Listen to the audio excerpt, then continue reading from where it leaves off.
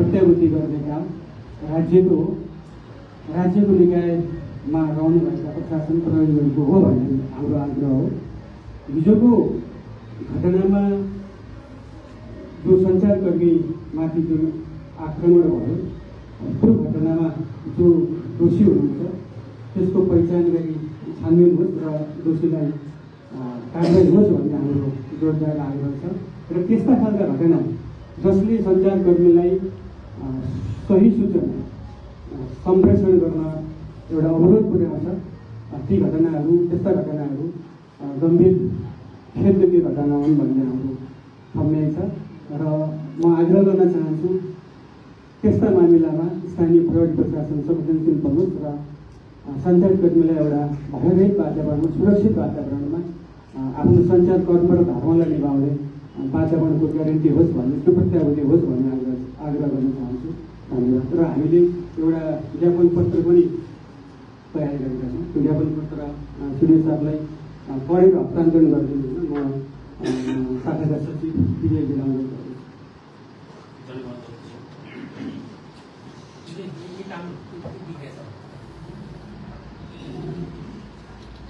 यो ज्ञापन पत्र सरलाई वाचन गरेर दिनुभन्दा अगाडि केही कुरा राख्न अलिकति अवसरसँग आग्रह गर्नु।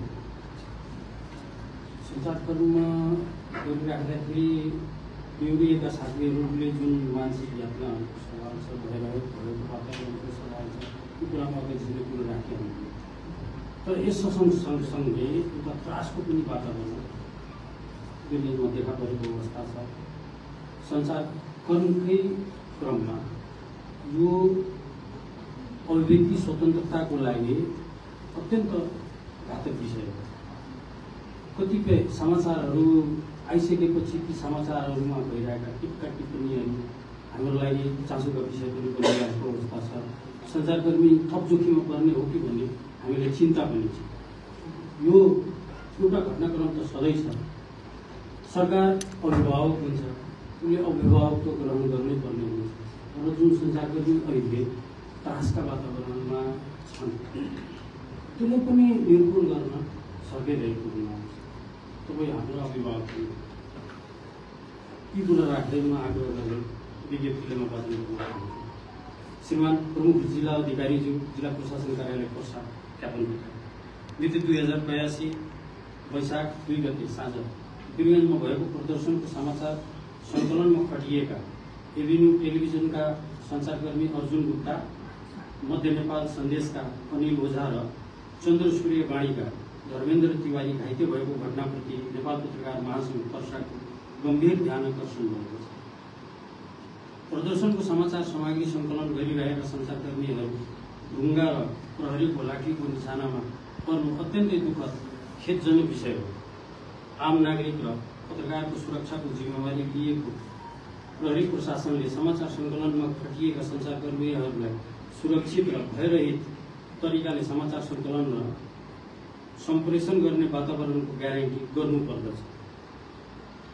आम नागरिकमा सत्य तथा सूचना पुर्याउने कर्ममा खटिएका पत्रकारहरूले असुरक्षित हुनु भनेको विधि प्रक्रिया र कुनै पनि सरोकारमा पारदर्शिता कुण्ठित हुनु हो। जुनसुकै पक्षबाट भएको भए पनि पत्रकारमाथिको आक्रमण सही नहुनु। अत पत्रकारमाथि भएको आक्रमणका दोषीको पहिचान गरी कानुनी कारवाहीको जोरदार माग गर्दै सञ्चारकर्मीलाई सुरक्षाको पूर्ण प्रत्याभूति जिम्मेवार बन्न प्रतिबुद्धि